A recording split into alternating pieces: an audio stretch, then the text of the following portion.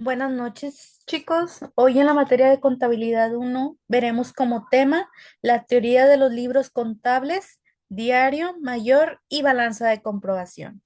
Y esta clase, pues más que nada, tiene como finalidad comprender qué son los libros contables, conocer su función y su obligatoriedad, así como también la clasificación obligatoria y auxiliar y su relación con el sistema de información financiera.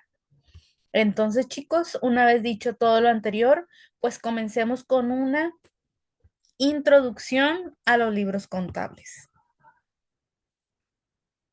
Bueno, pues en esta diapositiva podemos entender que los libros contables constituyen los registros oficiales en los que se documentan todas las operaciones económicas que realiza una entidad, es decir, son la base legal, técnica y operativa del sistema contable y estos pues permiten dejar una constancia sistemática, cronológica y verificable de cada hecho económico. Por lo tanto, pues podemos decir que su correcta utilización es obligatoria tanto para efectos fiscales y como para garantizar la integridad de la información financiera. Y estos registros pues tienen una base legal y técnica, la cual comprende desde el punto de vista legal y normativo. Y es por esto mismo que se nos menciona como un punto importante en esta diapositiva que los libros contables están contemplados a ser obligatorios en el Código de Comercio mexicano, el cual pues establece que toda persona moral o física con actividad empresarial pues debe de llevar a una contabilidad organizada, la que incluye el uso de los principales libros como el libro de diario, el libro de mayor y los registros auxiliares. Estos pueden ser pues de manera física o de manera electrónica. Y recuerden que pues el cumplimiento de esta obligación también es requerido por el SAT y otras autoridades fiscales. Por otro lado, pues tenemos que la función de estos libros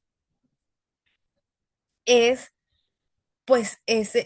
aquí nos menciona control interno y la toma de decisiones. ¿Pero qué significa esto? Bueno, pues dentro de la función de estos libros, pues yo les puedo decir que esta no solamente se limita dentro de su cumplimiento legal, sino pues más bien son todas esas herramientas de control interno, de evaluación del desempeño financiero que dan soporte para auditorías y dan apoyo para la toma de decisiones gerenciales. Y en este sentido, pues podemos decir que los libros contables son un elemento estructural del sistema de información financiera de cualquier organización moderna.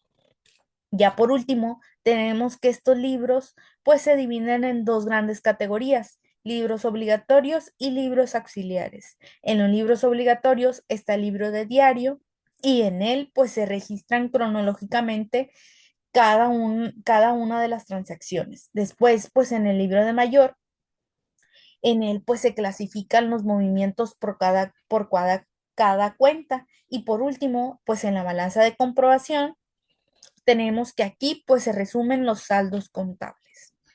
En cambio, podemos pasar a los libros auxiliares, que aquí pues estos se dicen que son los que incluyen registros específicos como cuentas por cobrar, inventarios, nóminas o activos fijos.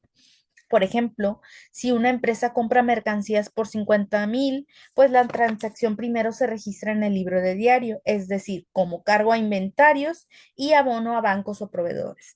Ya después, pues posteriormente, esta operación se refleja en el libro de mayor, en donde se acumula junto con otras operaciones en la cuenta de inventarios y bancos. Y ya pues al final del mes, ambos saldos aparecerán en la balanza de comprobación, ya que deben confirmar que los cargos y los abonos estén en equilibrio.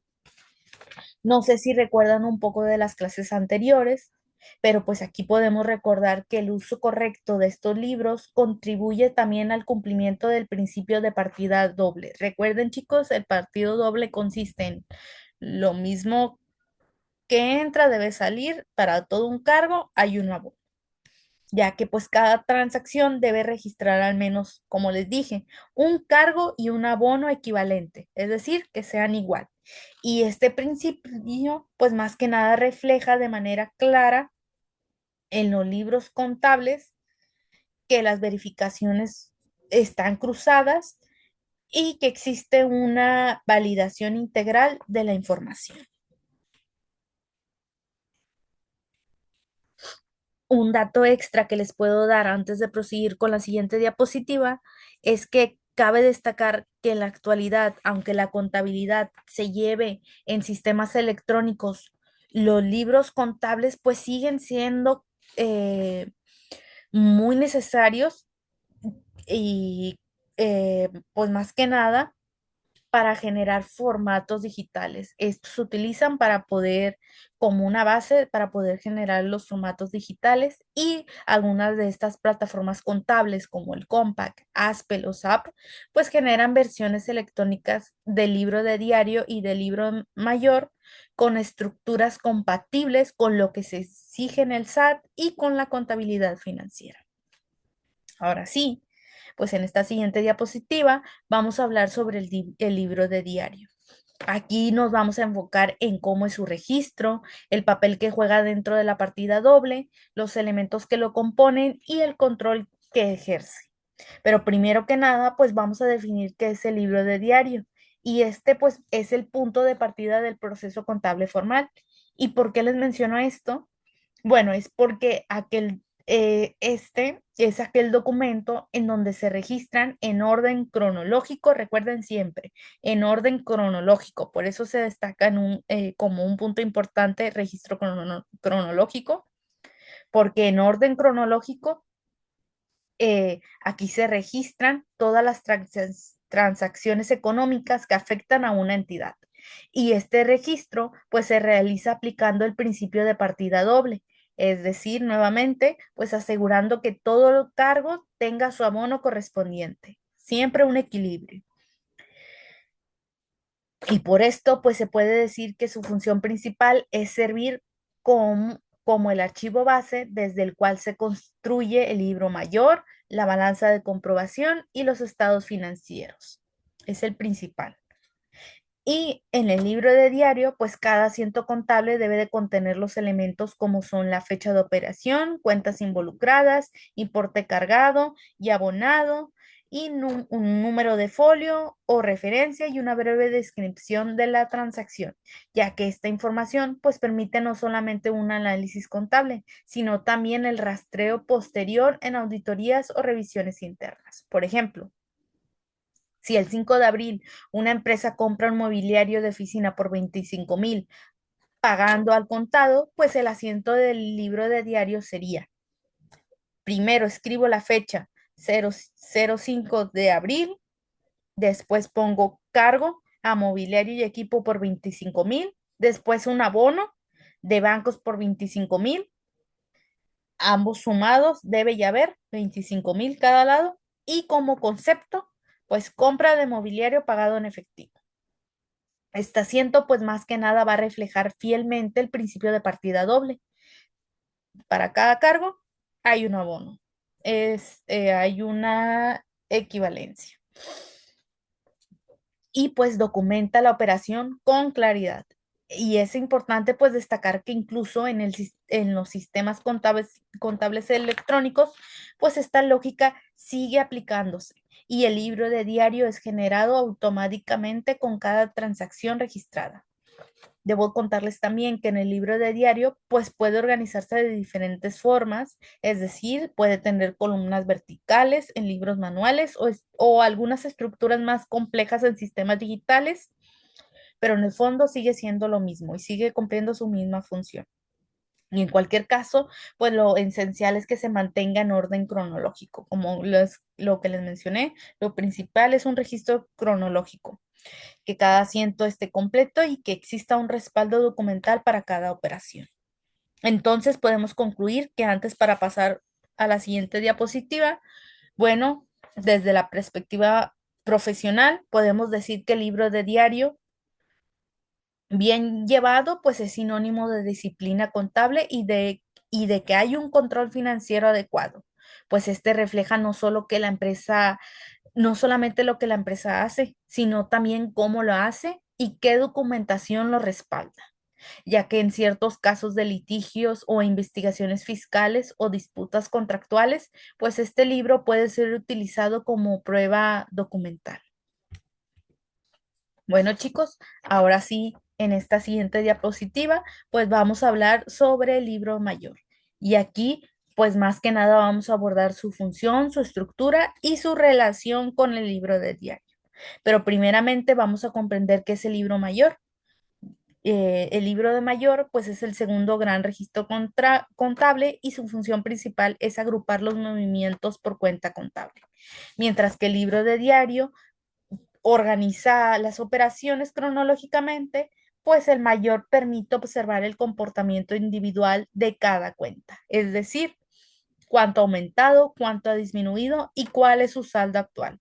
Y es por eso mismo es considerado como una herramienta de análisis, control y diagnóstico financiero. Entonces, una vez ya dicho lo anterior, pues podemos pasar a su estructura. Y maestra, ¿cómo está estructurado el libro de mayor? Bueno, en este libro, cada cuenta puede representarse en la forma clásica, que es la forma T. Yo sé que lo han escuchado, se los he mencionado en clases anteriores, el famoso formato llamado T, en donde el lado izquierdo es para los cargos y el lado derecho es para los abonos.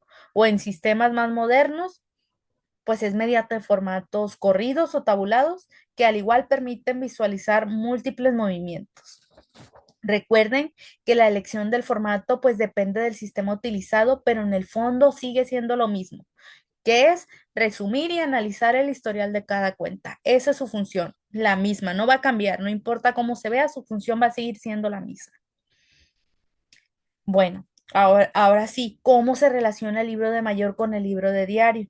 Bueno, chicos, la información que llega al libro de mayor, pues proviene del libro de diario y este proceso se denomina pase al mayor. Este consiste en trasladar el cargo y el abono registrado en el diario a su cuenta correspondiente en el mayor. Por ejemplo, si el 10 de abril se registró un cargo a mobiliario y equipo por 25,000, pues ese mismo cargo debe aparecer en la cuenta de mobiliario y equipo del libro mayor en el lado izquierdo, con fecha y folio de diario. Tenemos un ejemplo como la cuenta de bancos, pues supongamos que en abril se registran los siguientes movimientos. El 5 de abril se hace un abono por 25,000 por pago de mobiliario. Ahora, el 8 de abril, un cargo por 60,000 por cobro de clientes. Después del 15 de abril, un abono por 10,000 por pago de servicios. En el libro mayor, pues la cuenta de banco se refleja del lado izquierdo en cargos por el 8 de abril, 60,000 por el cobro de clientes. Luego, igual, al contrario, perdón, del lado derecho, en abonos, por el 5 de abril, 25,000 pesos y 10,000 pesos por el 15 de abril y como saldo, que ambos de cada lado, cargo y abonos, me van a dar 25,000 en un saldo deudor al final. Y este saldo, ¿por qué? Porque lo vas a restar. Y este saldo pues va a representar el monto disponible en bancos. ¿A qué fecha? Al 15 de abril, porque fue la última fecha en la que se realizó un movimiento. Y gracias a este formato, pues es posible poder consultar rápidamente el estado de cuenta. ¿Por qué? Porque aquí anotamos fechas.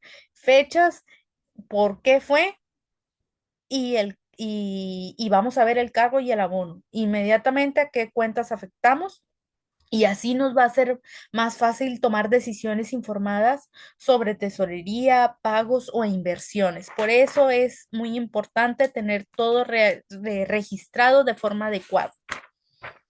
Por lo tanto, pues ya con esto podemos decir que el libro mayor también permite detectar errores o movimientos inusuales, como aumentos repentinos en cuentas de gastos o saldos negativos en cuentas que no deberían tenerlos. Además, pues también debemos reconocerlos como base para poder generar la balanza de comprobación. Todos estos son sumamente importantes para poder llevar a cabo la balanza de comprobación, ya que aquí pues se extraen los saldos de cada cuenta al cierre de periodo. Ahora sí, en la siguiente diapositiva, pues vamos a hablar sobre la balanza de comprobación. Aquí veremos su definición, su estructura, su objetivo y su utilidad. aquí, perdón. Bueno, pero primeramente, al igual que todos los conceptos anteriores, pues vamos a empezar a establecer qué es la balanza de comprobación para que sí podamos comprender el tema de una manera más fácil.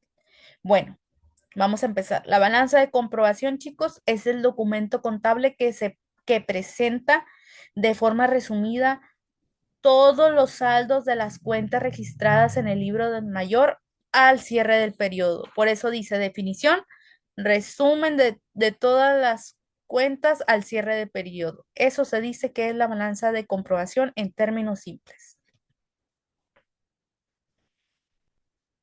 Eh, es en términos simples, los saldos de todas las cuentas registradas en el libro mayor al cierre de un periodo determinado. Y su objetivo principal, pues, es verificar que se mantenga el equilibrio contable, es decir, que la suma de los saldos deudores sea igual a las de los saldos acreedores, reflejando así la aplicación efectiva del principio de partida doble en todas las operaciones registradas. Lo mismo en el cargo, hay en el haber. Deben recordar pues que este informe sirve como una herramienta de control y revisión, ya que permite detectar errores aritméticos, omisiones en el registro o movimientos mal clasificados. Y si los saldos no coinciden, pues el contador debe retroceder al libro de diario y al mayor para poder ubicar la fuente del error, ya que en este sentido, pues la balanza de comprobación está mal. ¿Por qué? Pues esta es el puente entre los libros contables y los estados financieros. Ahora, como otro punto, pues la balanza puede elaborarse de manera mensual, trimestral o anual. Esto más que nada dependiendo de las necesidades administrativas o de reporte que sugiera la entidad. Y su estructura, pues al igual esta va a incluir el nombre, el código de cada cuenta, su saldo deudor y su saldo acreedor, ya que al final del documento pues se presenta un resumen que indica el total de los saldos, los cuales deben de coincidir exactamente. Después tenemos la utilidad de la balanza y esta no termina en la verificación aritmética, ya que también pues permite analizar el comportamiento financiero de la empresa, como en el nivel de endeudamiento, la acumulación de activos, el crecimiento de capital y la proporción entre ingresos y egresos, ya que así pues el contador puede elaborar informes para la gerencia, preparar declaraciones fiscales y realizar proyecciones futuras. Debo resaltar que además, pues la balanza de comprobación es la clave para preparar los asientos de ajuste y cierre. Sin la balanza de comprobación no se pueden realizar asientos de ajuste y cierre, ya que al observar los saldos acumulados, pues el contador aquí va a decidir qué cuentas requieren clasificación, ajustes por navegación, amortizaciones o provisiones. Y esto es porque su correcta elaboración es un paso obligatorio antes de emitir los estados financieros. Se realiza balanza de comprobación. Después hacemos asientos de ajuste y cierre. ¿Para qué? Para poder llegar a emitir los estados financieros correctamente. Bueno, ahora pasemos a la siguiente diapositiva en donde veremos la relación entre diario, mayor y balanza. Pero pues primero vamos a partir con cuáles son los libros contables y estos ya los vimos anteriormente, pues son diario mayor y balanza de comprobación. Y todos ellos pues no son solamente documentos aislados, es decir, ambos forman parte de un sistema que está conectado el uno con el otro. Y aquí cada uno recibe información del anterior y aporta información al siguiente. Y es por eso mismo que se dice que este flujo pues asegura que los datos contables se registren, se organicen y se consoliden de manera sistemática, respetando la lógica del principio de partida doble y facilitando la elaboración de estados financieros confiables. Ahora sí, una vez que mencionamos todo esto anterior, pues podemos observar este diagrama que nos muestra esta diapositiva que pareciera un ciclo que inicia en libro de diario y después va recorriendo cada uno de los demás. Pero este flujo de diagrama como les dije, vamos a comenzar partiendo desde el libro de diario. Y aquí, ¿por qué aquí? Porque aquí es donde se registran todas las operaciones de forma cronológica y cada asiento contiene al menos dos cuentas, una que se carga y una que se abona. Después, esta información se va a trasladar al libro mayor, en donde aquí se van a agrupar los movimientos por cuenta. Después, finalmente, vamos a pasar a, a eh, vamos a pasar a los saldos obtenidos en el mayor, consolidándose en una balanza de comprobación. Primero, realizamos un registro de diario cronológicamente, después pasamos al libro de mayor agrupando esas cuentas, después se realiza una balanza con todo lo resumen de esos saldos. ¿Para qué? Para llegar a para llegar a hacer informes finales que son los estados financieros. Aquí, pues finalmente los saldos obtenidos en el mayor, pues se consolidan en lo que les dije, en una balanza de comprobación, el cual resume que el estado contable al final de un periodo esté llevado de acuerdo a todo este registro cronológico. Un ejemplo completo podemos ver, podemos decir que una empresa realiza un pago por 10,000 pesos por servicios de mantenimiento, pues primero iniciaremos con un registro en el libro de diario en donde cargaremos a gastos de mantenimiento por 10,000, con un abono a bancos por 10,000 y concepto pondremos pago de servicios de mantenimiento. Después pasaremos al punto 2, que es el libro de mayor, en donde los movimientos se registrarán en la cuenta de gastos de mantenimiento, en donde en el lado izquierdo tendremos 10,000 y en la cuenta de bancos al lado derecho tendremos menos 10,000. Para después pasar a la balanza de comprobación, en donde tendremos los gastos de mantenimiento con un saldo deudor de 10,000 y los bancos con un saldo acreedor a menor al saldo deudor. ¿Y por qué se nos muestra este diagrama? Bueno, es para que ustedes vean que este flujo garantiza la trazabilidad y la veracidad de cada operación. Y que si hay dudas sobre un saldo en la balanza, pues este se puede rastrear hasta la cuenta de mayor, luego hasta el sentido original en el diario, revisando incluso el documento que respalda la operación, es decir, algunas facturas que nos marquen el inicio de esta operación, ya que esta trazabilidad es fundamental para auditorías, revisiones fiscales y análisis financieros. Ahora pasaremos a esta siguiente diapositiva en donde vamos a hablar sobre los errores comunes que se llevan a cabo en los libros contables y cómo podemos hacer para detectarlos.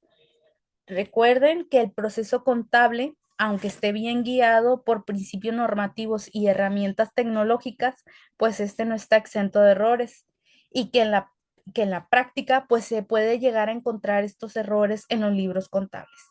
Y estos pues pueden comprometer toda la veracidad de la información financiera y afectar directamente a la toma de decisiones, el cumplimiento fiscal y la credibilidad que tiene la organización. Es decir, que por eso que además de registrar, pues el contador siempre debe de desarrollar una habilidad crítica para poder ser capaz de detectar y corregir estas fallas. Ahora sí, dentro de estos errores contables, aquí se nos mencionan tres, que es la omisión, la duplicidad y la clasificación incorrecta. Empezaremos definiendo el primero de los errores, el cual es uno de los más comunes, que es la omisión de transacción. Este ocurre cuando una operación económica no se registra ni en el libro de diario ni en el de mayor, y este tipo de error pues puede surgir por fallas humanas, retraso administrativos o alguna mala organización documental.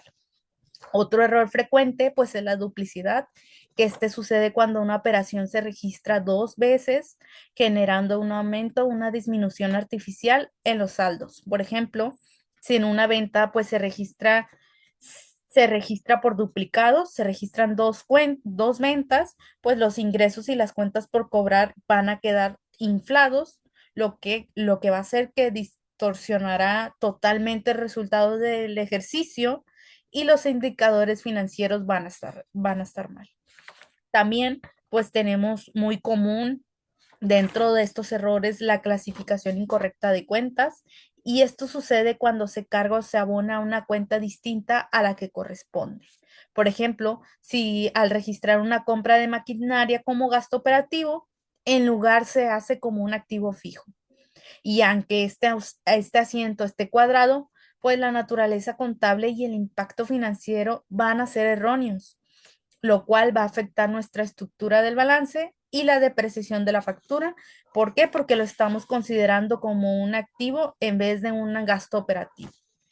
Es por eso que se nos dice que la balanza de comprobación es una herramienta eficaz para poder detectar estos errores, y que si los saldos no cuadran o si hay cuentas con movimientos inusuales o desproporcionados, pues se puede iniciar una revisión hacia atrás, primero al libro mayor, luego al libro de diario y finalmente al comprobante original, ya que así pues se va a identificar la fuente del error y se va a determinar el tipo de corrección a realizar.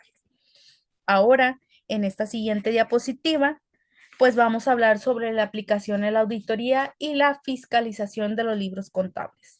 En esta diapositiva hablaremos de la aplicación que tienen los libros contables dentro de la auditoría y la fiscalización conforme a su evidencia, requisitos legales, revisión y conservación, ya que en el contexto empresarial actual, pues los libros contables no solamente cumplen con sus funciones administrativas internas, sino que estos también pues son elementos probatorios claves en procesos de auditoría interna, auditoría externa y fiscalización gubernamental.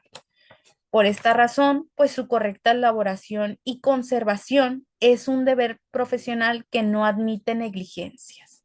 Y durante una auditoría externa, pues los auditores revisan principalmente tres aspectos, que son existencia, evaluación y correcta presentación de la información financiera. En el punto de partida de esta revisión, pues los libros contables como punto de una evidencia, se considera que el libro de diario se va a usar para poder rastrear transacciones, el libro de mayor para poder analizar cuentas y la balanza de comprobación para poder verificar el equilibrio general. Entonces, podemos decir que estos documentos deben de estar foliados, fechados y completos para que ambos formen parte de la evidencia como pruebas de auditorías. Si no, no se van a considerar como parte de las pruebas de evidencia. Por otra parte, la autoridad fiscal, que es el SAT, pues puede requerir algunos requisitos legales en cuanto a la presentación de los libros como parte de una revisión electrónica o de gabinete. Y en una revisión fiscal, pues el SAT puede pedir algunos libros de formato XML o PDF válidos, así como la realización de pólizas, auxiliares de cuentas y métodos de evaluación. Por eso es fundamental que la información esté ordenada, clasificada y respaldada con documentos probatorios, ya que, les repito, una contabilidad robusta y bien documentada, pues va a transmitir confianza y va a reducir riesgos legales. Ahora, en cuanto a su revisión, pues en una auditoría profesional, los revisores analizan si los asientos están correctamente documentados.